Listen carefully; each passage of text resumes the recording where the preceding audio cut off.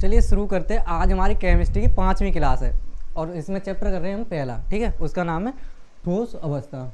तो मैंने आपको उसके जो एक कोष्ठक के न्यूमेरिकल थे घनत्व वाले अभी नहीं कराए। मैंने एक्स वाई के सूत्र जो निरूपित करते हैं वो वाले मैंने करा दिए पिछली वाली वीडियो में, यानी लेक्चर नंबर 4 में।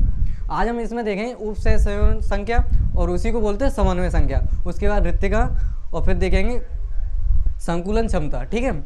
इस वाली वीडियो में ये मेन हेडिंग रहेंगी। और पिछली वाली वीडियो उम्मीद है कि आपने देख ली होंगी और मैंने बहुत ही अच्छे तरीके से करा रहा हूँ मैं, बेसिक से। आपके पेपर में यहाँ से अगर आप बिल्कुल पढ़ते रहेंगे, रेगुलर क्लास अटेंड करेंगे, तो एक भी क्वेश्चन इंटर का केमिस्ट्री का बाहर नहीं जाएगा, ठीक है। उसकी गारंटी मेरी है। अगर बाहर चला गया तो उसकी गारंटी मेरी है, एक भी क्वेश्चन बाहर नहीं जाएगा, ठीक है। तो बस ध्यान अपना बोर्ड पर रखा करो, कॉपी पेन लेके बैठा करें, ये दो चीज़ अपने पास रखा करें। चलो पहली हेडिंग डालते हैं। पहले उसकी परिभाषा लिखेंगे, फिर उसके बाद मैं समझाऊंगा, ठीक है। देखो पहली हेडिंग क्या है, समन्वय, या कुछ ऐसे लाइन खींच लेना, या उप सह संयोजन संख्या। ये हमारी पहली हेडिंग है इस वीडियो की, ठीक है। देखो पहले इसकी डेफिनेशन लिख लेते हैं, फिर उसके बाद मैं बहुत ही अच्छे तरीके से समझाऊंगा आपको इस वाली हेडिंग को बहुत ही अच्छे तरीके से, ठीक है। तो लिखे, किसी साथ साथ लिखा करें या फिर वीडियो को रोक के लिखा करें। किसी जालक में स्थित किसी जालक में स्थित किसी परमाणु के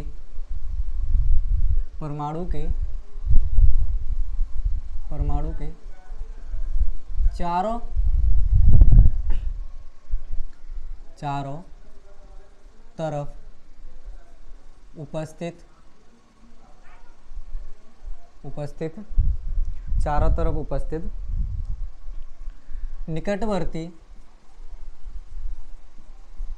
निकटवर्ती परमाणुओं, चारों तरफ उपस्थित निकटवर्ती परमाणुओं की संख्या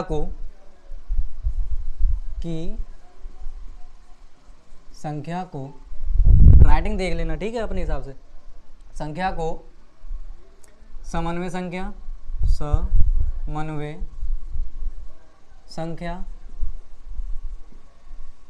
या उपसय संयोजन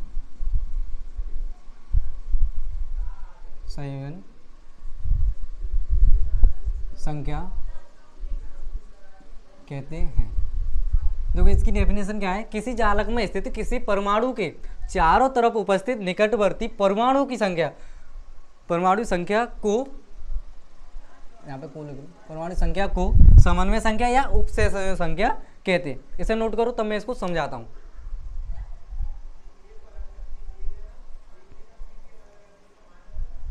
देखो इसके एग्जाम्पल और लिख लो।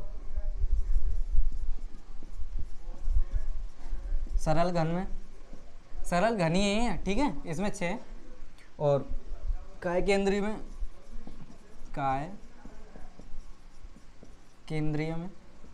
8 और आगे फलक केंद्रीय में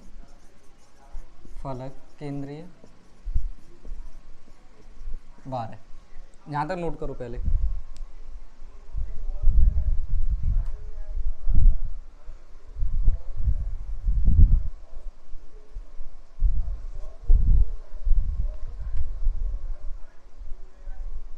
अब देखो, अब मैं जो बोल रहा हूँ उसे ध्यान से सुनना, ठीक है।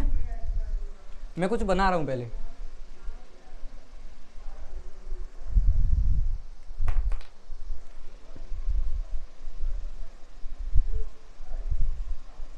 ठीक है, छोटा ही सही है।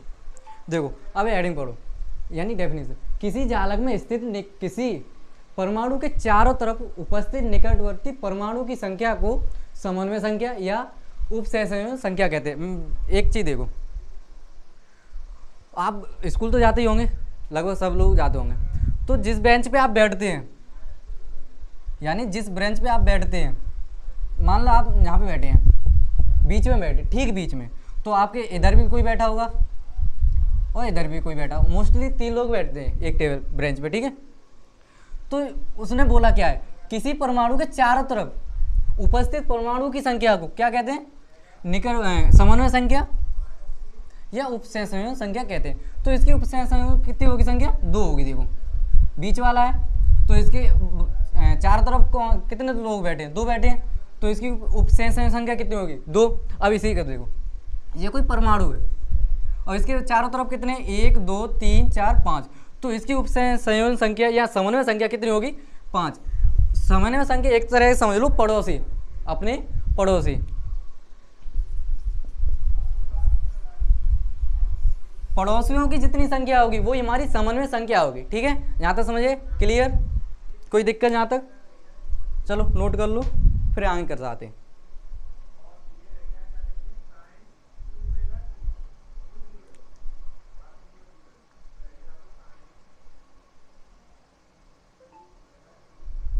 चलो अब नेक्स्ट हेडिंग लिखेंगे और उसे अच्छी तरह से समझेंगे, जैसे ये वाली हेडिंग समझी हमने। और केमिस्ट्री तभी अच्छी तरह से समझ में आती है जब हेडिंग टू हेडिंग हो, ठीक है।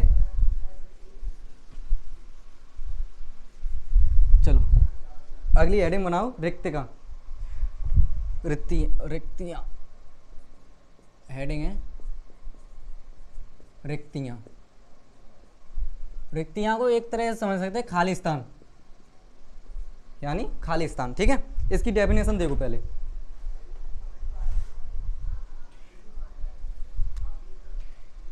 किसी क्रिस्टल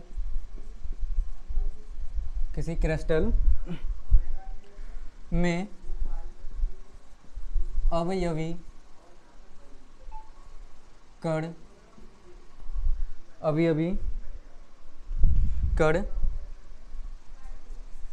एक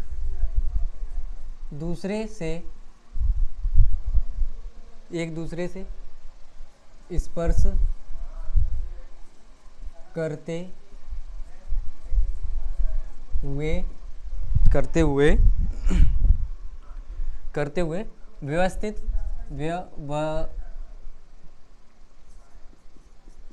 व्यवस्थित किए जाएं तो उनके बीच में जो खाली स्थान या स्थल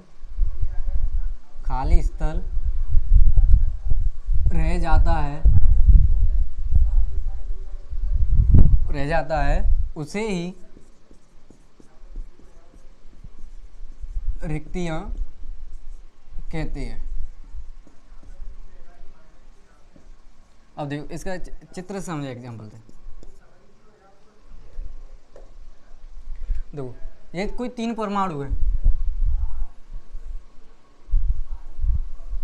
ये एक दूसरे को स्पर्श कर रहे हैं, पर इनके बीच में कुछ खाली स्थान है, देखो है कि नहीं। तो यही होती है रिक्तियाँ, इसमें कुछ ज़्यादा नहीं है, ठीक है, बना लो।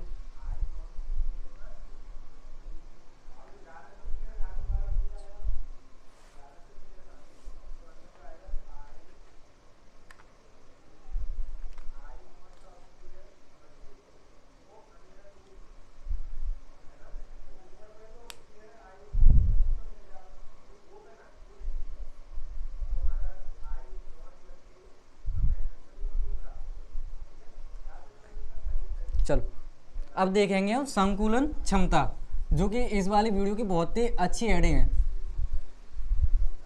ठीक है।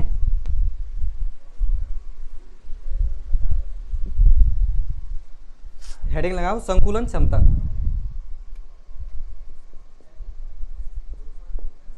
संकुलन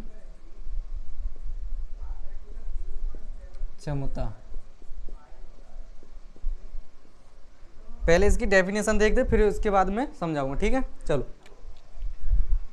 किसी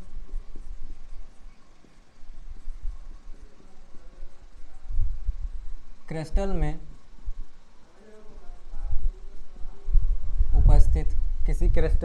उपस्थित अवयवी कण, किसी क्रिस्टल में उपस्थित अवयवी कण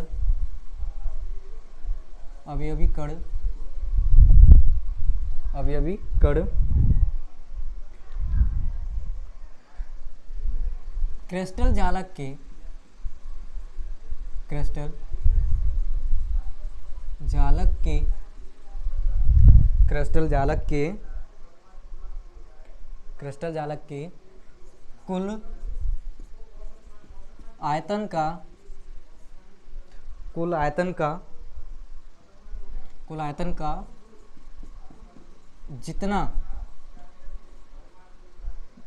का जितना आयतन घेरते हैं,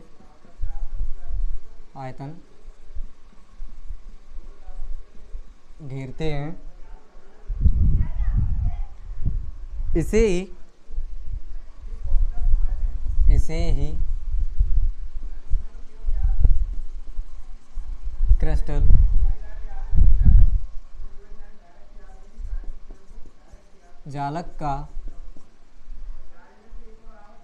क्रिस्टल जालक की संकुलन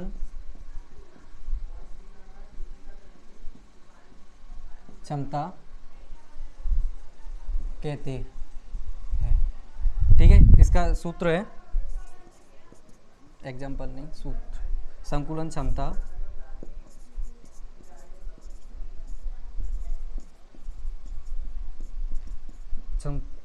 क्षमता बराबर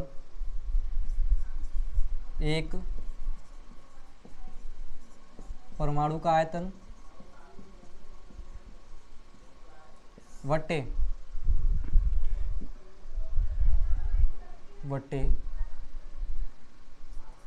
एकक कोशिका का कुल आयतन इंटू 100। जो होता है संकुलन क्षमता ज्ञात करने का फॉर्मूला, इसे नोट कर लेना, ये आगे काम आएगा, अभी नोट करो।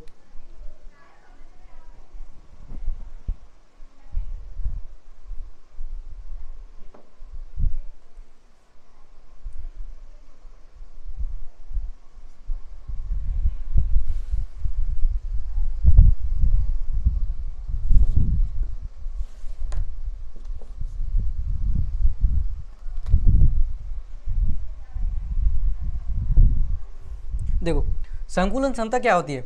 किसी क्रिस्टल में उपस्थित अवयवी कण क्रिस्टल जालक के कुल आयतन का जितना आयतन घेरते हैं, इसे ही क्रिस्टल जालक की संकुलन क्षमता कहते हैं। संकुलन क्षमता का सूत्र होता है एक परमाणु का आयतन और बट्टे एक कोशिका का कुल आयतन इंटू 100। देखो, मान एक एग्जाम्पल के तौर पे आपको मैं समझाता हूँ।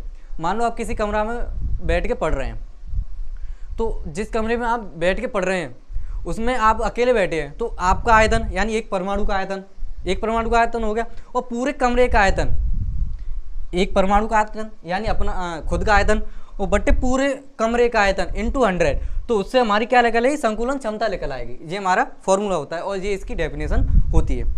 यहाँ तक समझ गए? अब देखो, जो मैंने आपको सरल घनीय फलक केंद्रीय काय केंद्रीय कराई थी ना, अब उनकी हम संकुलन क्षमता की गणना करेंगे, ठीक है। इसलिए मैंने पहले वो आपको कराई थी।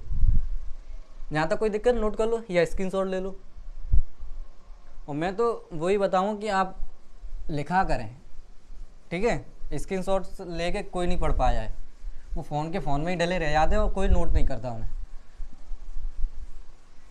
अब हेडिंग बनाओ, सरल घनीय एकक कोशिका की संकुलन क्षमता की गणना करना। हेडिंग लगाओ, सरल घनीय जालक में, और ये एग्जाम में पूछा भी गया है 2019 में, सरल घनीय एकक कोशिका की संकुलन क्षमता की गणना करो, ठीक है। तो हेडिंग लगाओ, सरल घनीय जालक या कोष्ठक का कोई बात, वो एक ही है। सरल घनीय जालक सरल घनी जालक में संकुलन क्षमता की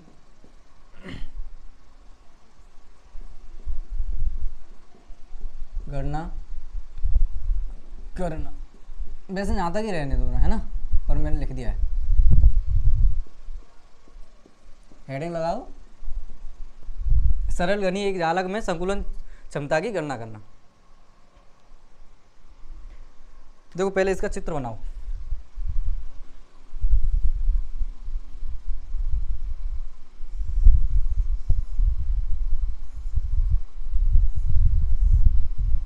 घन बनाओ, एक घन। आपको पता है कि सरल घनी एक कोष्ठिका में कोने पर, प्रत्येक कोने पर एक एक परमाणु होता है। तो कुल कोने 8 होते हैं, तो 8 पर एक एक परमाणु होता है कि नहीं।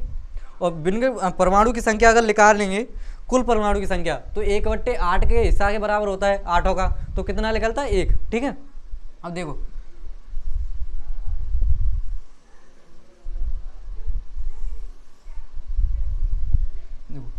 ये इसकी कोर है, यानी कोर की लंबाई ए, यहाँ पर भी ए होगी। और घन का आयतन होता है भुजा का क्यू। ठीक है, तो ये भी यहाँ तक ए होगी। ठीक है। और देखो ये इसकी त्रिज्या है, तो ये आर और ये आर, ये यहाँ तक है और ये यहाँ तक। तो अगर पूरी करेंगे ए बराबर, देखो पूरी ऊपर ए है कि नहीं, तो अगर ए बराबर पूरी लिखेंगे तो कैसे लिखेंगे? 2r लिखेंगे कि नहीं लिखेंगे? एक आर जी और एक आर जी, तो 2r होगी ए बराबर, क्योंकि ए की पूरी लंबाई है, कोर की तो पूरी लंबाई है। ठीक है, यहाँ तक देखो। अब इसकी कुछ वो है, इसके बारे में कुछ चर्चा है, उसे पहले लिख लें, जो कि मैंने पहले लिखा चुका हूँ उसको। ठीक है, इसी के बारे में, क्योंकि पेपर में जब तक आप थोड़ी थ्योरी नहीं देंगे साथ में, तब तक एग्जामिनर आपको नंबर सही से नहीं देगा। ठीक है, तो उसको थ्योरी भी देनी चाहिए थोड़ी सी। तो देखो सरल घनीय जालक में, सरल घनीय जालक में परमाणु केवल घन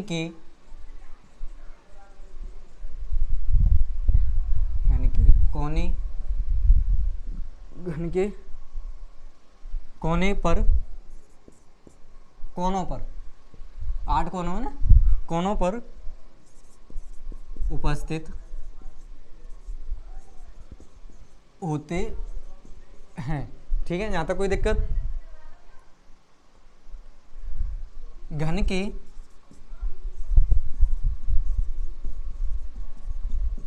किनारों पर कण एक दूसरे को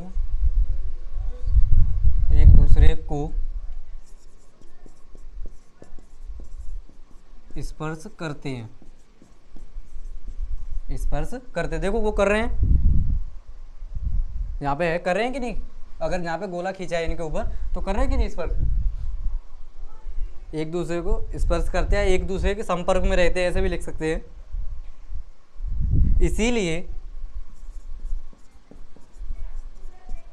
इसीलिए घन की कोर या भुजा ए और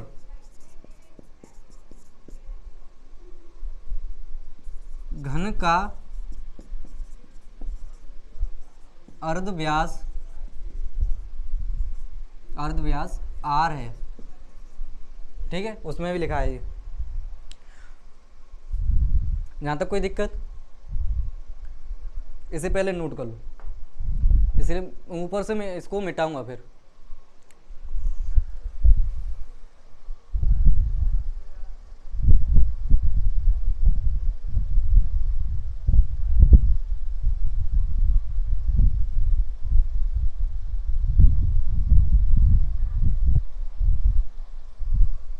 चलो, चित्र मत मिटाना, पर चित्र को बने रहना, साइड में, क्योंकि चित्र से ही पूरा खेल है इस वाले हेडिंग का। अब देखो शुरुआत में मैंने आपको बताया, देखो ये पूरी ये ऊपर है कोर की लंबाई और नीचे आर और आर 2r होगी। तो हम शुरुआत में लिखेंगे ए बराबर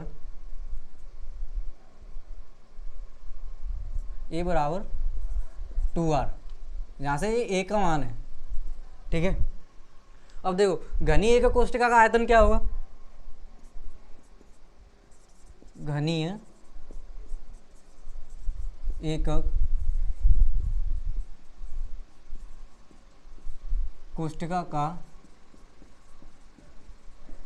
आयतन भुजा का क्यू, और आपको पता है कि हमें ए का मान दे रखा है, ए का मान हमें ऑलरेडी दे रखा है, तो ए क्यू की जगह पे 2r लगाएंगे तो ये कितना हो जाएगा 2r का क्यू, यानी 8, 2 का क्यू 8 और r का क्यू, ठीक है।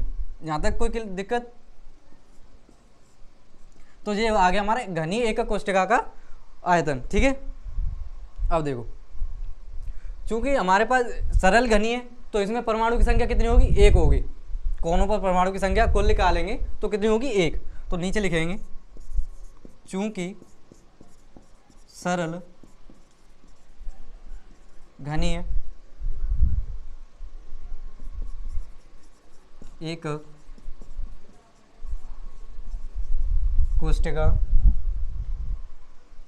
में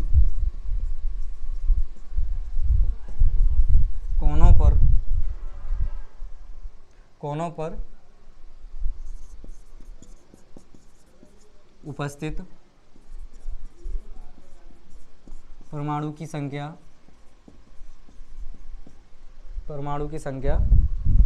1, क्योंकि कोनों पर टोटल में कितने होते हैं 8, तो 8 में और 8 ही कोने होते हैं, तो 8 का हिस्सा निकालेंगे 1 का, अगर 8 में से 1 का हिस्सा निकालेंगे तो 1 का कितना निकलेगा, 1 निकलेगा कि नहीं, ठीक है। तो कोनों चूंकि सरल घनीय एकक कोष्ठिका है में कोनों पर उपस्थित परमाणु की संख्या कितनी होती है, 8, वो 1 मैं पहले भी करा चुका हूँ, ठीक है। अब देखो इसीलिए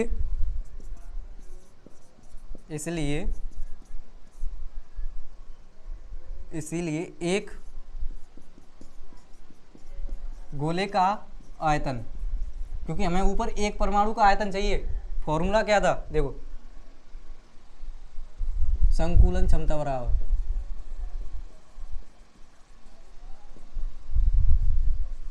एक परमाणु का आयतन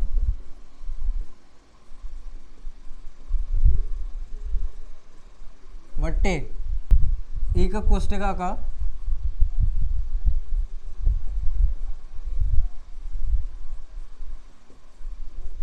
कुल आयतन इंटू 100, यही तो था। तो देखो हमारे पास एकक कोष्ठिका का कुल आयतन तो है कि नहीं, 8r3, पर हमें एक गोले का आयतन नहीं है हमारे पास अभी, तो उसे हम ज्ञात करेंगे। तो एक गोले का आयतन हमारे पास फॉर्मूला होता है 4/3 πr3। हमारे पास 1 है, अगर हम 1 से गुणा करेंगे तो कोई फर्क नहीं पड़ेगा। तो हमारे पास आ गया, देखो एक गोले का आयतन आ गया और पूरी कोष्ठिका का आयतन आ गया। अब हम इसे उस वाले फॉर्मूले लगाएंगे संकुलन क्षमता ज्ञात करने में, ठीक है। यहाँ तो पहले नोट कर लो।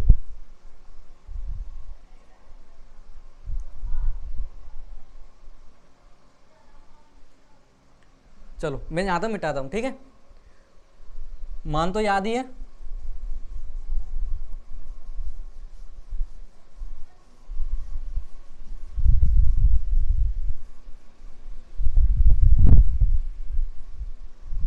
फॉर्मूला लिखो पहले,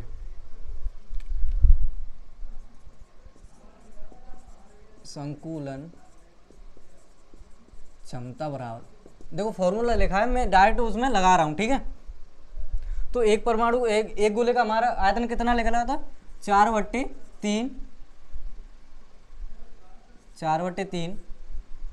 πr3, ठीक है। मैंने नीचे लिख लिया है पहले 3, क्योंकि इंटरचेंज करना पड़ता था, मैंने पहले ही लिख लिया है। और नीचे पूरी कोष्ठिका का आयतन कितना था, 8r3। अब देखो यहाँ से कुछ कट रहा है आर क्यू से आर क्यू, आर क्यू से आर क्यू कैंसिल, ठीक है। 4 से 8 2 बार कैंसिल, ठीक है। अब देखो बचा क्या, ऊपर पाई और नीचे 6, पाई बाई 6, ठीक है, इंटू 100, 100 तो चल ही रहे हैं। अब देखो पाई का मान 22/7, तो पाई का मान लगाओ 22/7 इंटू 6 तो है ही, और मल्टीप्लाई में 100।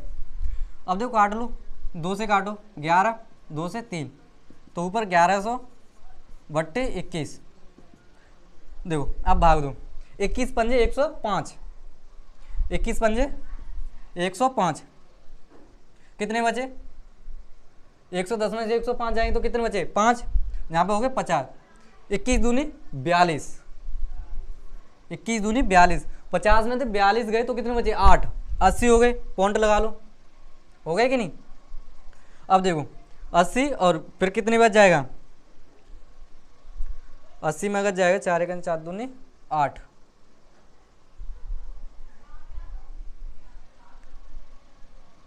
बयालीस 52.1 मिनट।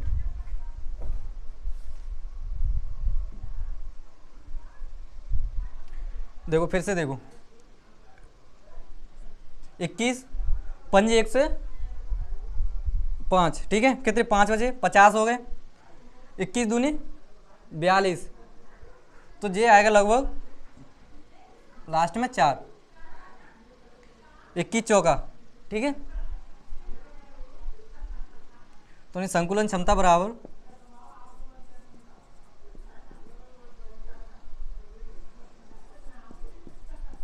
अप्रॉक्स में लिख दिया मैंने, ठीक है,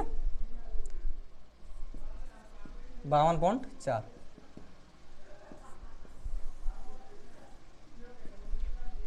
नोट कर लो।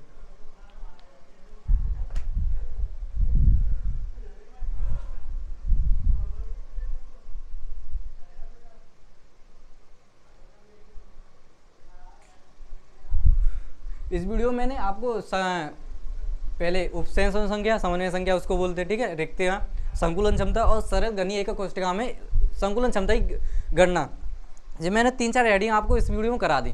अगली वीडियो में आपके लिए यानी कल ही आएगी, कल, तो उसमें मैं 2 हेडिंग कराऊंगा, ओनली 2, यानी फलक केंद्रीय में संकुलन क्षमता याद करेंगे और काय केंद्रीय में, दोनों बड़ी हेडिंग है पर उनमें टाइम लगेगा, ठीक है, और बहुत ही अच्छे तरीके से करेंगे। ये करिए तैसे ही, इनको दोबारा कॉपी में करना, एक बार मैं करा दी तो आप दोबारा कॉपी में वीडियो वैसे आप ख़त्म हो गई तो दोबारा करना, ठीक है, जिससे आपकी प्रैक्टिस होती रहे।